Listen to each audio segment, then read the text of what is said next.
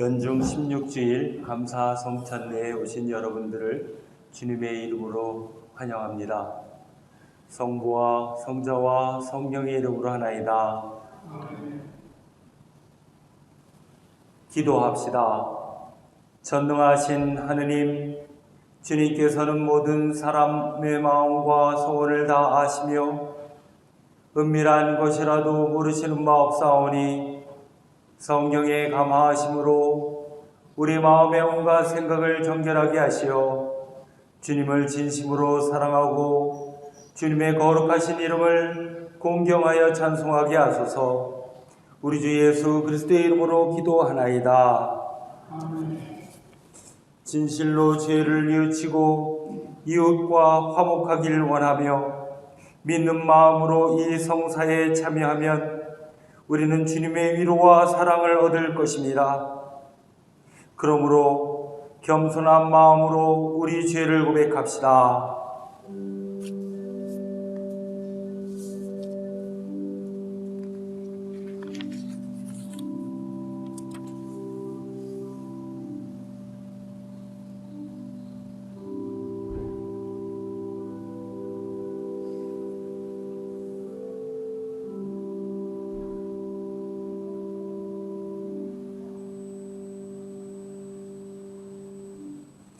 자비하신 하느님, 우리는 생각과 말과 행실로 주님과 이웃에게 죄를 지었으며 또한 자주 의무를 소홀히 하였나이다.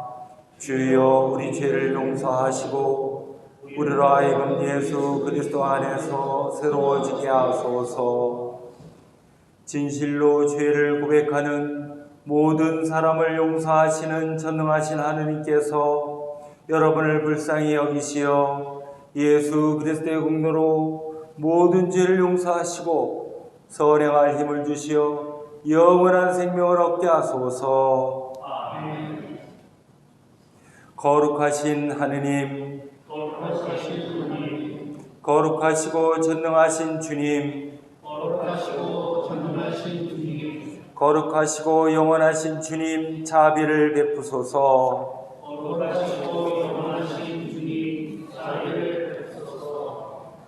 주님께서 여러분과 함께 또한 사랑과 함께 하소서.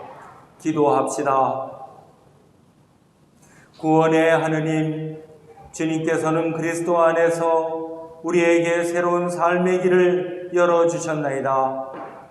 비오니 성령의 감화하심으로 우리에게 진실한 마음과 뜻을 주시어 주님을 예배하게 하소서. 이런 성부와 성령과 함께 한 분 하느님이신 우리 주 예수 그리스도의 이름으로 기도하나이다. 아멘.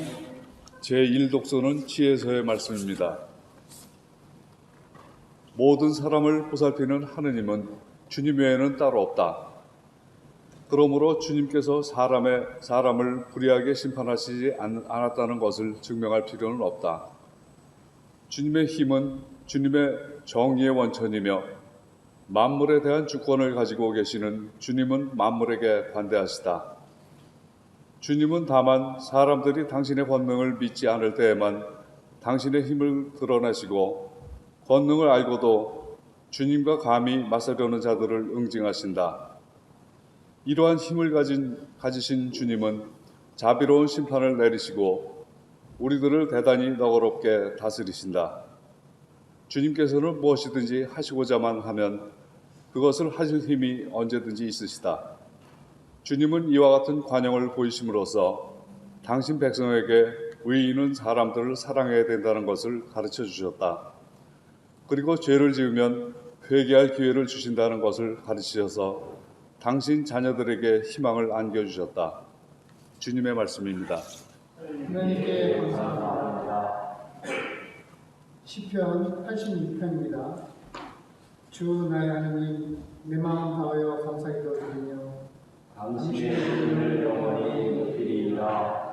주여, 깊은 곳에서 이 목숨을 건지셨으니 크고 크신 주님의 사랑 감당할 길을 없습니다.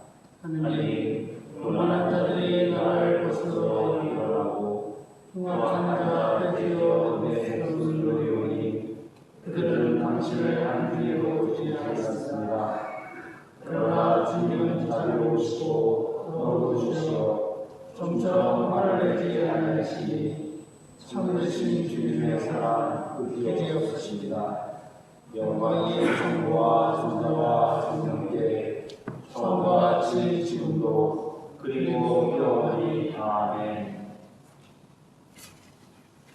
이 독서는 로마인에게 보낸 편지의 말씀입니다. 그러므로 형제 여러분, 우리는 과연 빚을 진 사람입니다. 그러나 육체의 빚을 진 것은 아닙니다. 그러니 우리는 육체를 따라 살 필요는 없습니다. 육체를 따라 살면 여러분은 죽습니다. 그러나 성령의 힘으로 육체의 악한 행실을 죽이면 삽니다. 누구든지 하느님의 성령의 인도를 따라 사는 사람은 하느님의 자녀입니다. 여러분이 받은 성령은 여러분을 다시 노예로 만들어서 공포에 몰아넣으시는 분이 아니라 여러분을 하느님의 자녀로 만들어주시는 분이십니다. 그래서 우리는 그 성령에 힘입어 하느님을 아빠, 아버지라고 부릅니다. 바로 그 성령께서 우리가 하느님의 자녀라는 것을 증명해 주십니다. 또 우리의 마음속에도 그러한 확신이 있습니다. 자녀가 되면 또한 상속자도 되는 것입니다. 과연 우리는 하느님의 상속자로서 그리스도와 함께 상속을 받을 사람입니다. 우리가 그리스도와 함께 고난을 받고 있으니 영광도 그와 함께 받을 것이 아닙니까? 장차 우리에게 나타날 영광에 비추어 보면 지금 우리가 겪고 있는 고통은 아무것도 아니라고 생각합니다. 모든 피조물은 하느님의 자녀가 나타나기를 간절히 기다리고 있습니다. 피조물이 제 구실을 못하게 된 것은 제 본의가 아니라 하느님께서 그렇게 만드신 것입니다. 그러나 거기에는 희망이 있습니다. 곧 피조물에게도 멸망의 사슬에서 풀려나서 하느님의 자녀들이 누리는 영광스러운 자유에 참여할 날이 올 것입니다. 우리는 모든 피조물이 오늘날까지 다 함께 신음하며 진통을 겪고 있다는 것을 알고 있습니다. 피조물만이 아니라 성령을 하느님의 첫 선물로 받은 우리 자신도 하느님의 자녀가 되는 날과 우리 몸이 해방될 날을 고대하면서 속으로 신음하고 있습니다. 우리는 이 희망으로 구원을 받았습니다. 눈에 보이는 것을 바라는 것은 희망이 아닙니다. 눈에 보이는 것을 누가 바라겠습니까?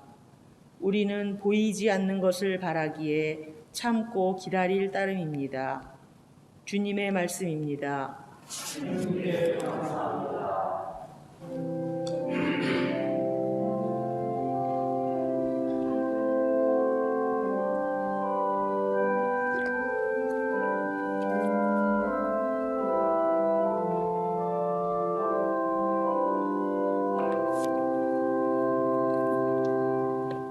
주님께서 여러분과 함께 성 마테오가 전한 거룩한 복음입니다. 주님께 영광을 드립니다. 예수께서 또 다른 비유를 그들에게 말씀하셨다. 하늘나라는 어떤 사람이 밭에 좋은 씨를 뿌린 것에 비길 수 있다. 사람들이 잠을 자고 있는 동안에 원수가 와서 밀밭에 가라지를 뿌리고 갔다. 밀이 자라서 이삭이 팼을 때 가라지도 드러났다. 종들이 주인에게 와서 주인님, 밭에 뿌리신 것은 좋은 씨가 아니었습니까? 그런데 가라지는 어디서 생겼습니까? 하고 묻자 주인의 대답이 원수가 그랬구나 하였다. 그러면 저희가 가서 그것을 뽑아버릴까요? 하고 종들이 다시 묻자 주인은 가만두어라. 가라지를 뽑다가 밀까지 뽑으면 어떡하겠느냐. 추수 때까지 둘 다 함께 자라도록 내버려 두어라. 추수 때 내가 추수꾼에게 일러서 가라지를 먼저 뽑아서 단으로 묶어 불에 태워버리게 하고 밀은 내 곳간에 거두어 드리게 하겠다 하고 대답하였다. 그 뒤에 예수께서 군중을 떠나 집으로 들어가셨다. 그러자 제자들이 와서 그 밀밭의 가라지 비유를 자세히 설명해 주십시오 하고 청했다. 예수께서는 이렇게 설명하셨다. 좋은 씨를 뿌리는 이는 사람의 아들이요, 밭은 세상이요, 좋은 씨는 하늘나라의 자녀요, 가라지는 악한 자의 자녀를 말하는 것이다. 가라지를 뿌린 원수는 악마요, 추수 때는 세상이 끝나는 날이요, 추수 그 꾼은 천사들이다. 그러므로 추수 때 가라지를 뽑아서 묶어 불에 태우듯이 세상 끝날에도 그렇게 할 것이다. 그날이 오면 사람의 아들이 자기 천사들을 보낼 터인데 그들은 남을 죄짓게 하는 자들과 악행을 일삼는 자들을 모조리 자기 나라에서 추려내어 불구덩이에 쳐넣을 것이다. 그러면 거기에서 그들은 가슴을 치며 통곡할 것이다. 그때 의인들은 그들의 아버지의 나라에서 해와 같이 빛날 것이다. 들을 귀가 있는 사람은 알아들어라. 주님의 복음입니다. 그리스도를 찬미합니다. 성부와 성자와 성령의 이름으로 말씀드립니다.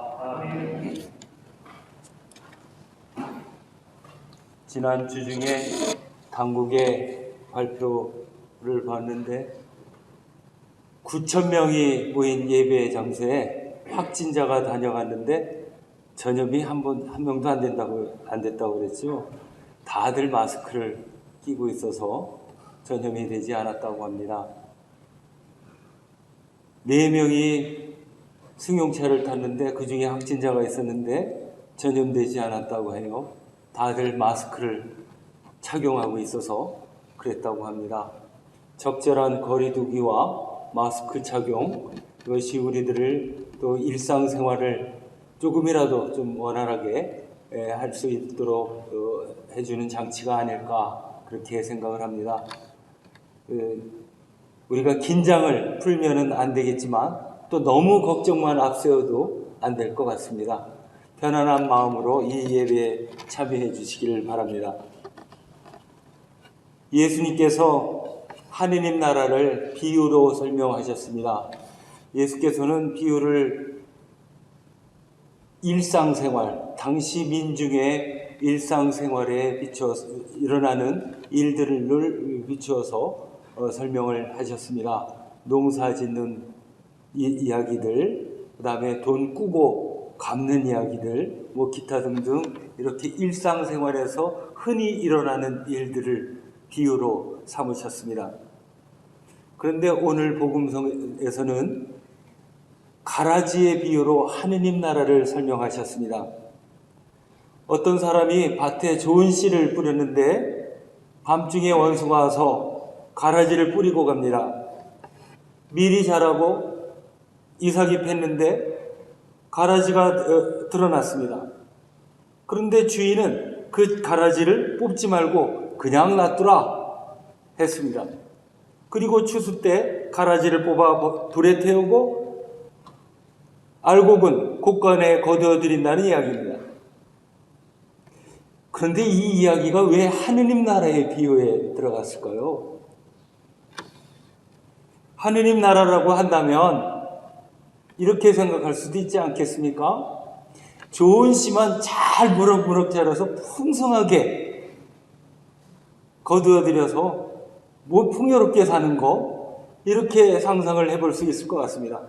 아니면 가라지 같은 거 아예 그 존재도 없는 그런 세상, 그게 하느님 나라라고 우리가 흔히 상상할 수 있을 것 같습니다. 종종 이런 질문 하시는 분들이 있어요. 하느님은 왜 악이 설치도록 방치하고 계십니까? 의로우신 하느님이 계신데 왜 악인들을 심판하지 않으시냐? 그리고 왜 선한 사람들이 이런 악인들 때문에 고통받고 있는가? 라고 하는 질문을 합니다. 가라지를 즉각 뽑아버리지 않으시는 하느님을 답답하게 생각할 수도 있을 것 같습니다. 그런데 하느님은 세상을 창조하실 때마다 뭐라고 하셨죠? 보시니 참 좋았더라. 하느님은 이 세상을 참 좋게 창조하셨어요. 그런데 인간의 타락으로 그 좋은 세상이 점점 더 좋지 않게 변해 갔던 거죠. 지금 창궐하는 바이러스도 인간의 탐욕과 자연 훼손의 결과라고 하는 견해가 지배적인 것 같습니다. 사랑과 평화를 위해서 수고하는 사람도 많지만 분쟁과 미움을 증폭시키는 사람들도 적지 않아요. 하느님 탓입니까? 하느님 탓하면 하느님께서 이렇게 말씀하실 것 같아요. 너희들이 회개할 일을 왜 내 탓으로 돌리냐? 그러니까 하느님 탓만 할 수는 없는 일입니다. 가라지는 팔레스타인 어디를 가든지 볼 수 있는 그런 흔한 독초라고 합니다. 농부들에게는 아주 귀찮은 존재였다고 해요. 가라지는 밀처럼 보이기 때문에 한참 이 성장기에는 이 농부가 구분을 잘 못할 정도라고 합니다. 그런데 이 가라지의 맛은 나달은 아주 썼다고 그래요. 아주 쓰다고 합니다.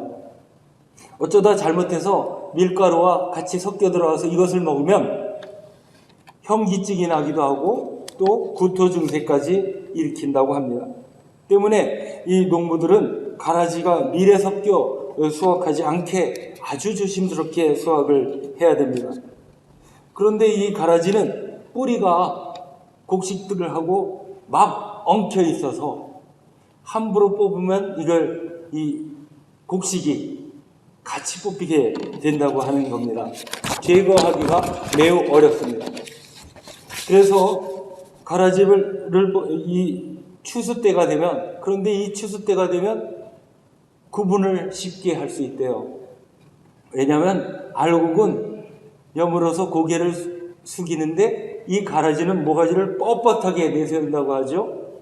그러면 농부들은 이 가라지부터 막 비워내. 그 다음에 이제 다 밀을 수확을 하면은 가라지는 불에 태워버리고 알곡은 창고에 저장하게 됩니다. 그리고 또 당시의 농부 사이에서는 복수의 방법으로 가라지를 뿌렸다고 해요. 자기가 앙심 품은 사람, 미운 사람, 이 사람 밭에 가서 몰래 가라지를 뿌렸다고 합니다. 이렇게 뿌려서 또 이 밭의 주인은 얼마나 애를 먹겠어요? 또 한 번 이렇게 가라지가 막 자라면은 이게 몇 년 동안 계속 그것을 제거하는데 보통 낭패가 아니라는 얘기입니다. 자, 그런데 왜 이 스토리들이 하느님 나라를 설명하는데 등장했을까요? 가라지에 비유해서 예수께서 말씀하시고자 하는 것은 심판입니다. 하느님 나라는 그냥 막 좋은 게 아니에요. 심판이라고 하는 거예요. 명백하게 그날은 반드시 온다고 하는 겁니다. 지금 가라지들이 자라고 있고 또 좋은 밭과 열매를 위협하고 있지만 때가 되면 반드시 심판을 받게 된다 하는 말씀을 분명하게 우리들에게 전달하고 있습니다.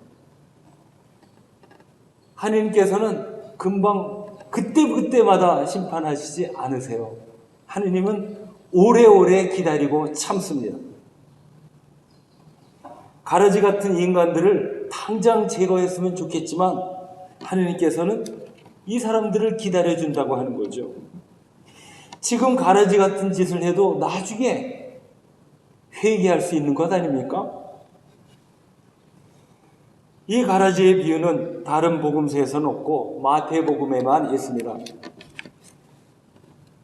이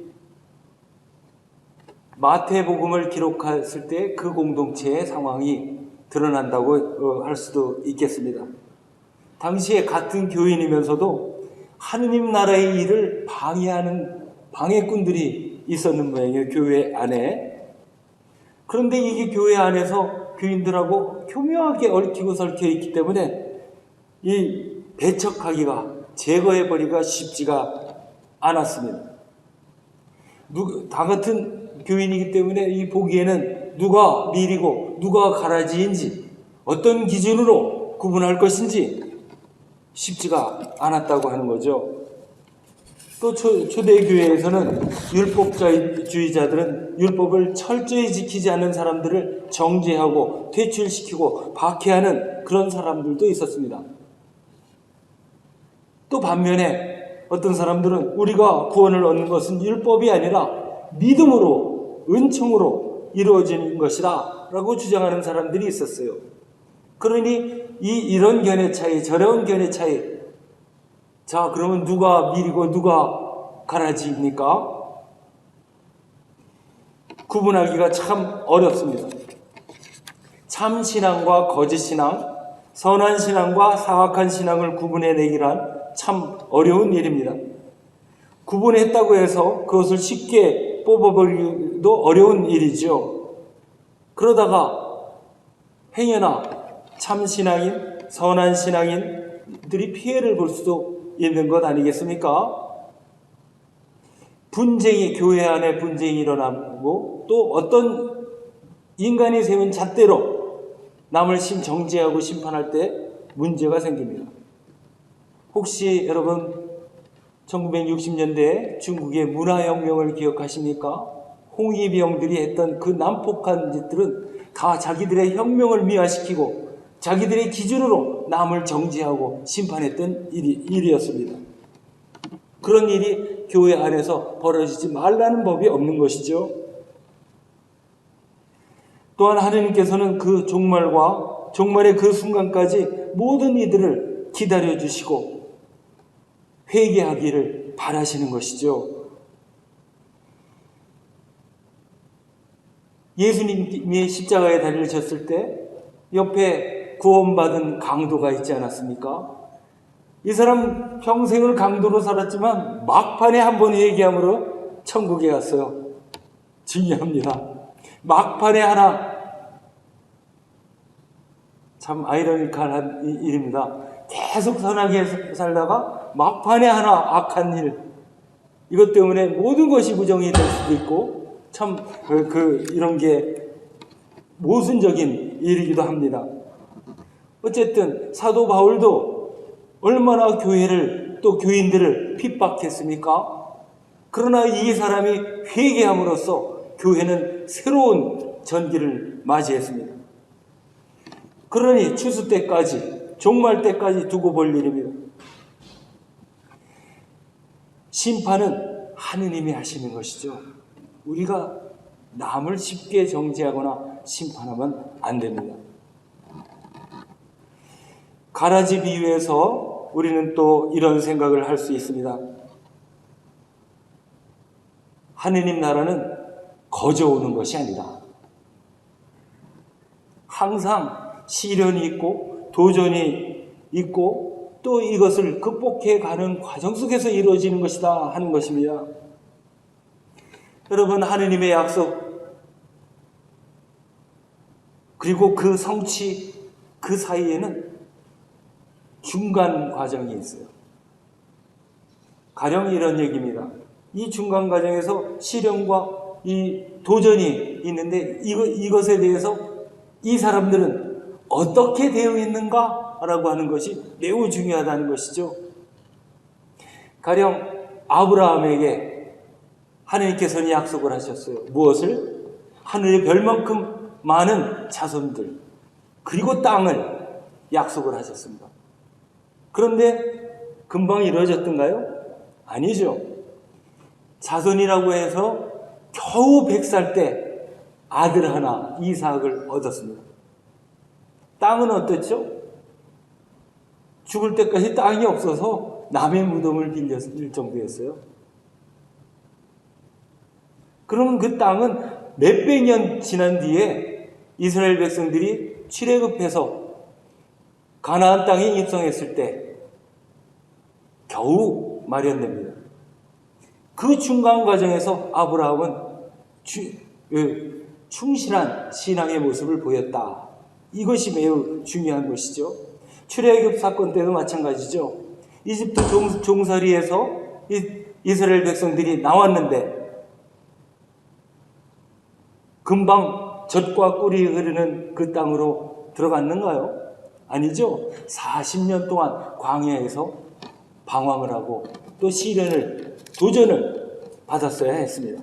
거기에 대해서 어떻게 응했는가 하는 것이 매우 중요한 것이죠. 하느님 나라는 이 세상 속에서 수많은 시련과 도전을 이겨내면서 도달하는 것입니다. 악이 있음으로 해서 선이 더욱 굳세지고 빛나기도 합니다.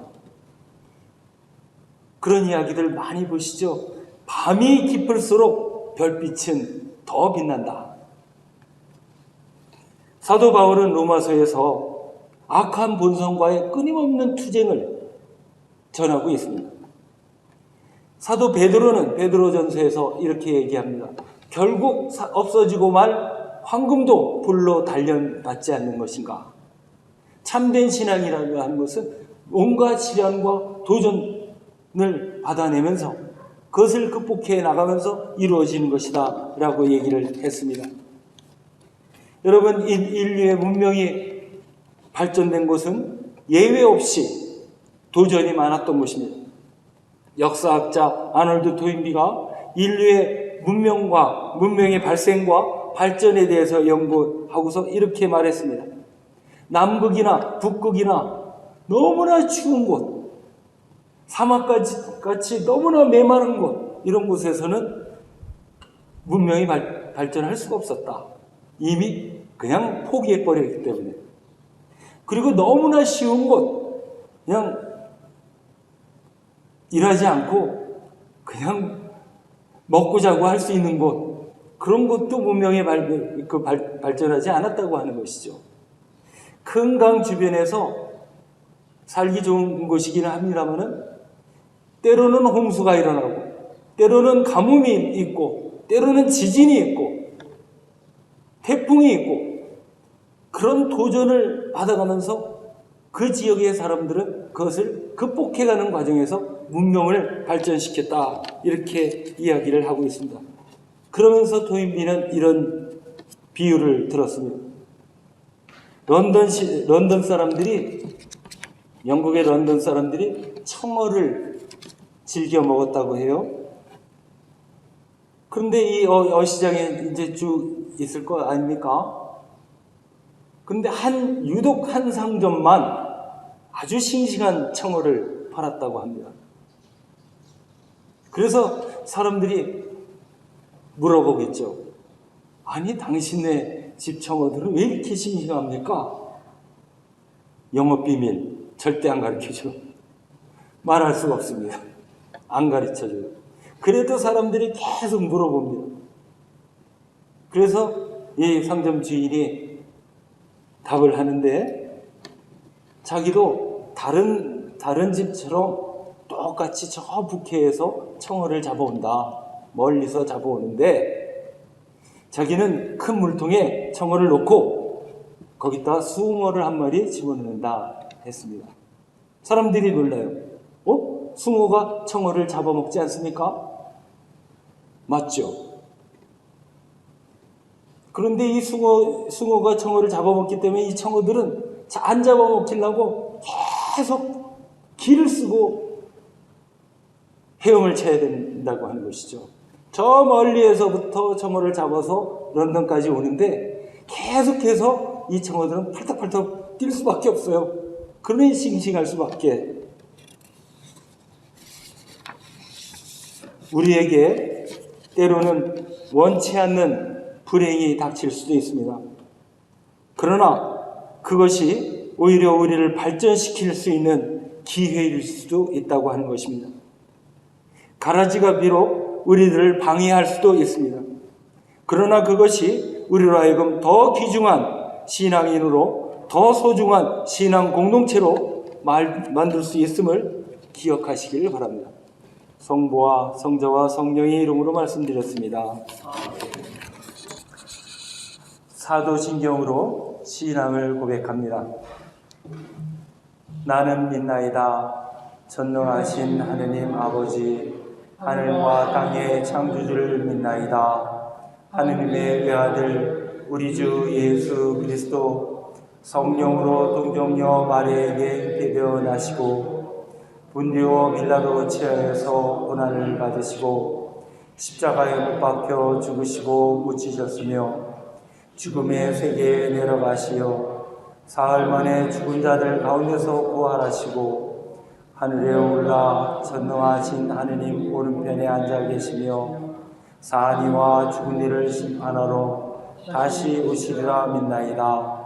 성령을 믿으며 거룩한 공교회와 모든 성도의 상통을 믿으며 죄의 용서와 몸의 부활을 믿으며 영원한 생명을 믿나이다. 아멘.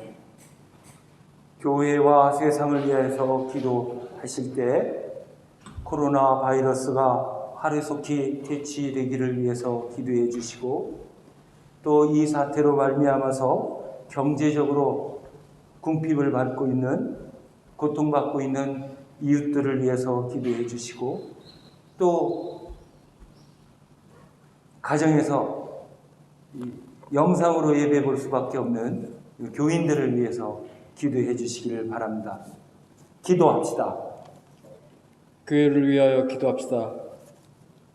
주여, 진리와 일치 은총으로 항상 온 교회를 감화하시어 모든 성직자, 특별히 우리 주교 베드로와 모든 교인들이 서로 화목하며 합심하여 세상의 복음을 전함으로써 주님의 영광을 나타내게 하소서. 주여, 우리의 기도를 들어주소서. 세상의 정의와 평화를 위하여 기도합시다. 주여, 이 세상에 평화를 주시고 특별히 우리나라 지도자를 인도하시어 악행과 악습을 막으시고 진리와 정의를 지켜주소서. 주여, 우리의 기도를 들어주소서. 가난한 사람들과 병든 이들과 어려움을 당한 모든 사람들을 위하여 기도합시다. 주여, 이 변화 많은 세상에서 모든 근심 많은 사람들과 병든 사람들을 위로하시고 건져주소서. 주여, 우리의 기도를 들어주소서. 주여, 우리의 소원을 살피시고 주님의 뜻대로 이루게 하소서. 주여, 우리의 기도를 들어주소서.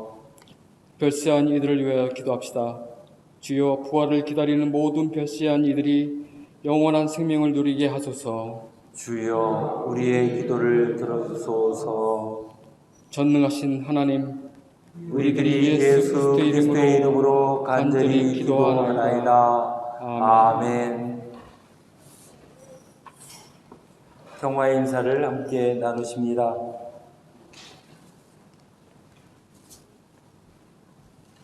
평화의 하느님께서 여러분의 몸과 영혼과 마음을 거룩하게 지켜주시어 주님이 오시는 날에 부끄러움 없이 주님을 맞이하게 해주시기를 바랍니다. 주님의 평화가 여러분과 함께 서로 평화의 축복을 나눕시다. 주님의 평화를 빕니다.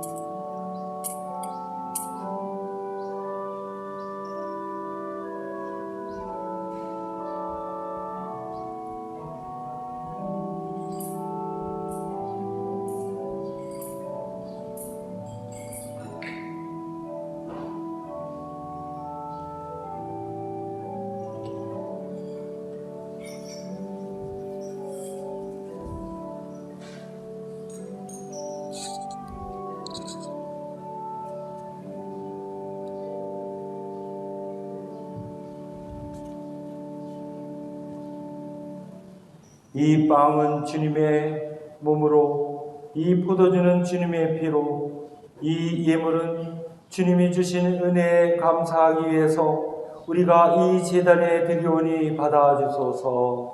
아멘.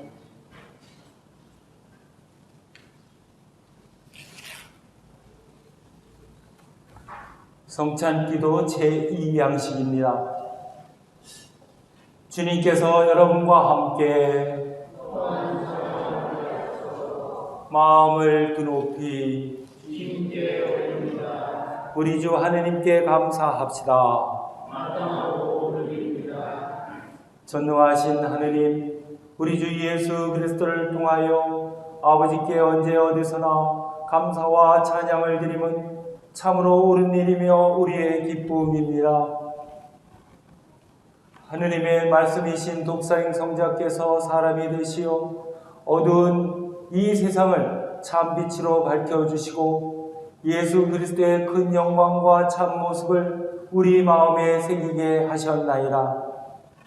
그러므로 우리는 하늘의 모든 천사와 성도들과 함께 주님의 거룩하고 영광스러운 이름을 소리 높여 찬양하나이다. 거룩하시다, 거룩하시다, 거룩하시다. 만군의 주 하느님, 하늘과 땅에 가득한 그 영광, 높은 데 오산나.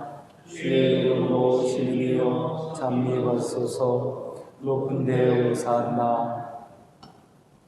사랑이신 하느님, 주님께서는 말씀으로 이 세상을 창조하셨으며 모든 피조물을 사랑하심으로 이 아들 예수 그리스도를 이 땅에 보내시고 십자가의 죽음과 부활로서 구원의 길을 열어주셨나이다. 이제 주님의 말씀을 따라 감사와 찬양의 제사를 드리오니 이 빵과 포도주 위에 성령을 내리시어 그리스도의 몸과 피로 이루신 새 언약의 성사가 되게 하소서.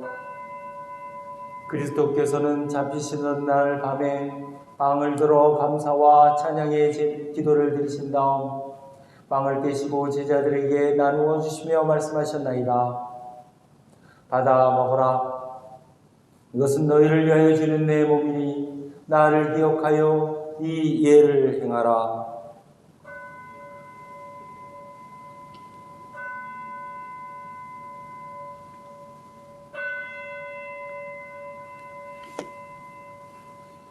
식후에 잔을 드시고 감사의 기도를 드리신 다음 그들에게 주시며 말씀하셨나이다. 받아 마시라. 이것은 죄를 용서해 주려고 너희들과 많은 사람을 위하여 내가 흘리는 새로운 계약의 피니 마실 때마다 나를 기억하여 이 예를 행하라.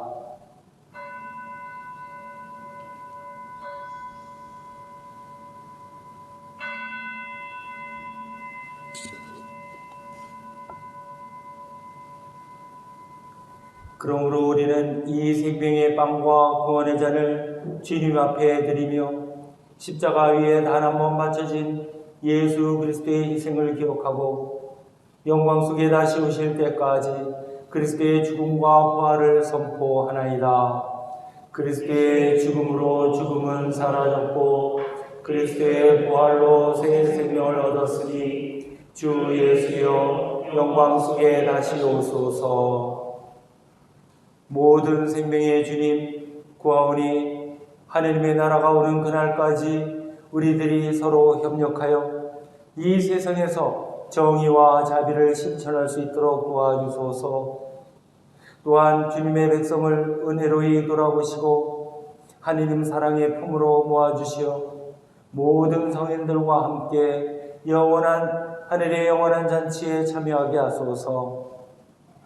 전능하신 하느님은 그리스도를 통하여 그리스도와 함께 그리스도 안에서 성령과 하나 되어 온갖 명예와 영광을 영원토록 받으시나이다. 아멘. 우리 구세주 그리스도께서 가르치신 대로 기도합시다. 하늘 우리 아버지, 온 세상이 아버지를 하나님으로 받들게 하시며 아버지의 나라가 오게 하시며 아버지의 뜻이 하늘에서 땅에서도 이루어지게 하소서. 오늘 우리에게 필요한 양식을 주시고 우리가 우리에게 잘못한 일을 용서하듯이 우리의 잘못을 용서하시고 우리를 유혹에 빠지지 않게 하시고 악에서 구하소서. 나라와 권세와 영광이 영원토록 아버지의 것이옵니다. 아멘. 우리는 이 빵을 떼어 주님의 성체를 나눕니다. 우리는 서로 하나 한 마음을 나누며 한 몸을 누리다. 하느님의 어린 양, 세상의 죄를 없애시는 주여, 우리를 불쌍히 여기소서. 하느님의 어린 양, 세상의 죄를 없애시는 주여, 우리를 불쌍히 여기소서. 하느님의 어린 양, 세상의 죄를 없애시는 주여, 우리에게 평화를 주소서. 세상의 죄를 없애시는 하느님의 어린 양이 여기 계시니 이 성찬에 초대받으리는 복되도다. 주여, 주님을 찬양해 주시를 감사하시 것하오니 한 말씀 하소서. 죄가 곧 나으리이다.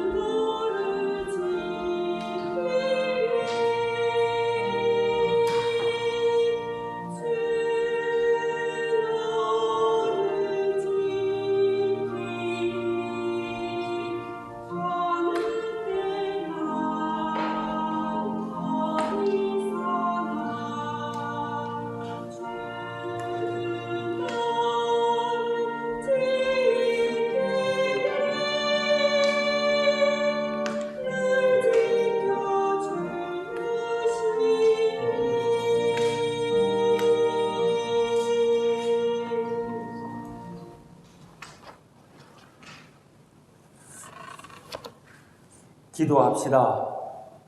전능하신 하느님, 주님께서는 그리스도의 성체와 보혈을 신령한 양식으로 우리에게 먹이심으로써 그리스도의 몸과 하나 되게 하셨으니 감사하나이다.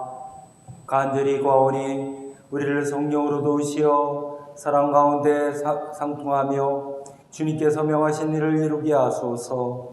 우리 주 예수 그리스도의 이름으로 기도하나이다. 아멘. 주님께서 여러분과 함께 또한 사랑과 함께 하소서. 하느님의 무한하신 평화가 교우들과 함께 하시어 우리 주 예수 그리스도의 사랑 안에 항상 머무르게 하시고 전능하신 하느님 성부와 성자와 성령은 여러분에게 강복하소서. 아멘. 나가서 주님의 복음을 전합시다. 그리스도의 이름으로 아멘. 마감하겠습니다.